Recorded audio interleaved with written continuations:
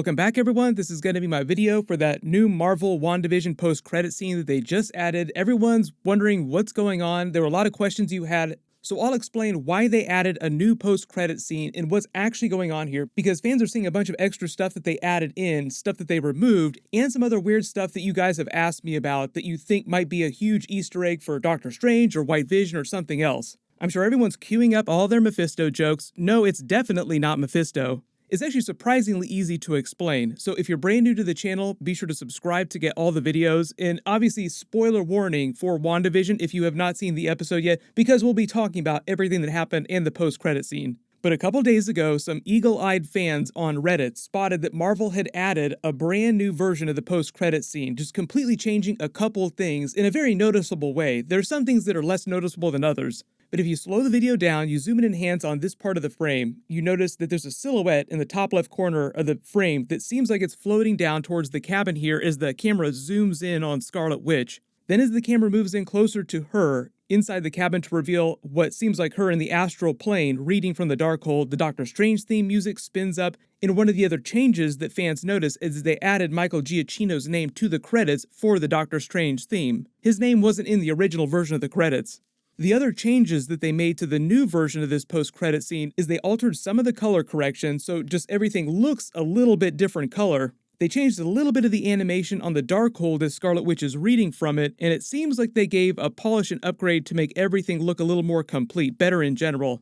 Like they also got rid of some ducks here, covering this part up of the lake, RIP ducks, the ducks did nothing wrong. And if you look really hard, you might notice that they also got rid of a light that was shining through this window when we're still outside the door, zooming in slowly past this version of Scarlet Witch to the other one inside.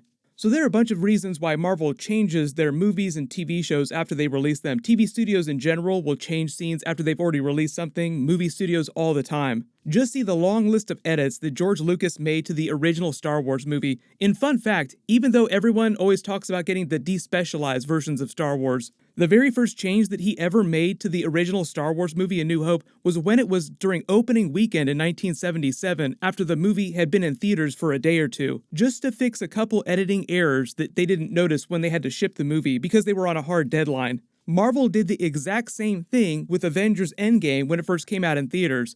Multi-billion-dollar film, even though it just got knocked off the top of the list by Avatar, again because of the Avatar re-release, James Cameron's Revenge. But when they originally released the WandaVision finale episode a couple months ago, they said they were working to finish right up until the last minute. So a lot of the episode post-production and whatnot was very, very rushed. And as happens with a lot of movies like Avengers Endgame, they continued to edit the episode and just quietly swap in the new version with whatever changes they made, whatever corrections they made. When Avengers Endgame was first released in theaters, if you didn't notice it, the first few days there were people that started to notice small editing errors during the final battle scene because they had to release the movie without being completely done polishing everything, and there was so many special effects in that film. But like I said, movie studios do this all the time with really big movies, especially when they have a really tight window for a release schedule. TV is no different. But more to the WandaVision post-credit scene changes. As sad as you are, I'm sure, about the ducks that had to die so that the WandaVision finale could live. Everyone's still wondering what that weird silhouette was. Was it supposed to be Doctor Strange or White Vision or something like that? Why would they add that to the episode if they were changing so many other things about this scene? And yes, there were a bunch of Doctor Strange deleted scenes, a whole deleted subplot that they got rid of early on featuring Benedict Cumberbatch. Just to speedrun explain that whole plot, he was originally going to be the one responsible for all the weird commercials we kept seeing during the episodes, and they were going to be his way of trying to communicate with Wanda to get her to realize what was really going on inside the Hex. Originally, Doctor Strange would have shown up on screen in a cameo by the time they got past the Nexus commercial in episode 7. Then after she became full Scarlet Witch, goes final boss form, defeats her, takes down the Hex permanently, says goodbye to Hex Vision, Billy and Tommy, then Doctor Strange would have taken the Darkhold into custody for safekeeping, Scarlet Witch would have gone with him to study more of her magic, and they would have prepared for the events of Doctor Strange 2, Multiverse of Madness. Whereas the way Elizabeth Olsen tells it in the final version of the post-credit scene, they played a little more like Wanda ran off before Doctor Strange could show up to hold her accountable for what she did, low-grade enslaving an entire town for a week. No joke, Elizabeth Olsen was actually saying that she thought of Scarlet Witch as a fugitive from the law, like she actually would have been arrested if she stuck around without flying off. And they will address what she did with the Hex during Doctor Strange 2.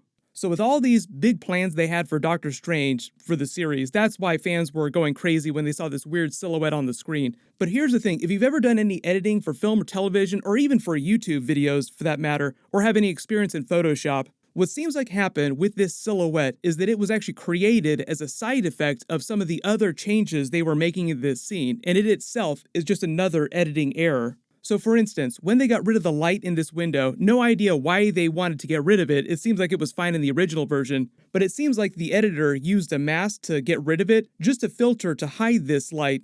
But then when they were finishing the other edits, they forgot to adjust the filter so that it only showed up for these frames when the light itself they were trying to cover was showing on screen. So it's like they just left the filter on for the entire video. So the filter to hide this light actually shows up earlier here, and if you track the motion of this silhouette, it tracks to the location of where the light is they're trying to cover up. So it really does seem like just an editing error that was created when they were fixing these other things, changing these other things in the episode from the original version. And what will probably happen, because everybody's been talking about these changes the past couple of days, is that Marvel will eventually notice the new error here, if they haven't already.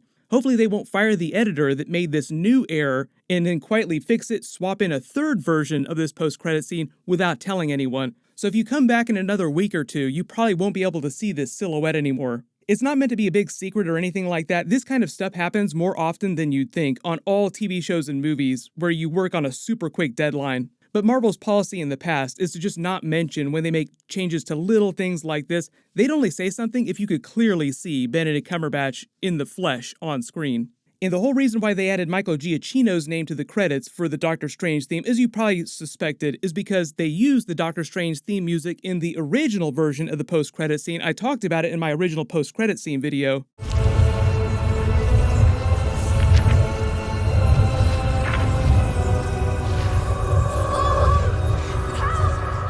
It was meant to be the big teaser saying, oh, this is meant to be a moment foreshadowing, setting up the Doctor Strange 2 movie. But they didn't credit him in that version of the episode. His name didn't appear in the credits, and legally they have to do that. It's in their contract. Like the person who wrote the credits literally just forgot to put his name in the first time. Personally, I have no idea why Marvel waited this long to make the changes to the episode. Maybe they added it a while ago and fans just noticed it now. Like I haven't rewatched the Wandavision finale, or at least this part of the Wandavision finale that closely in a while. So they could have changed it a couple weeks ago and we just didn't notice till now. And I have no idea why somebody at Disney hated those ducks so much and wanted to get rid of them, but apparently they did. So RIP ducks.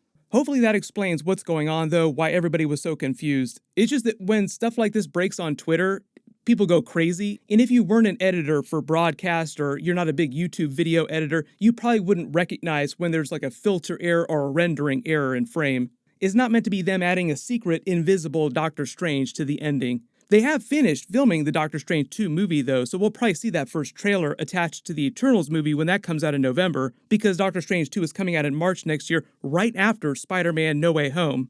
Benedict Cumberbatch is going to be a big character during Spider-Man No Way Home. He'll be at least critical for the plot, but because the way they pitched him in the movie is that he's sort of replacing Tony Stark, Iron Man, as a mentor to Spider-Man, he'll probably only have about as many scenes as Iron Man did during Spider-Man Homecoming, which isn't that much. But when he does show up, he'll be critical to the plot. And because they're spinning up into a multiverse of madness, it'll probably have something to do with the Spider-Verse elements of the film, with the multiverse elements. I don't know if Scarlet Witch is also supposed to show up during Spider-Man No Way Home. Maybe they'll address her during a post-credit scene or something like that. I don't think she's supposed to show up during the actual film itself the same way that Benedict Cumberbatch is. And yes, they will release a Spider-Man No Way Home trailer later this summer. When it is released, of course, I'll make all the videos for it. Do not worry. Make sure you have alerts enabled for my channel so you don't miss it.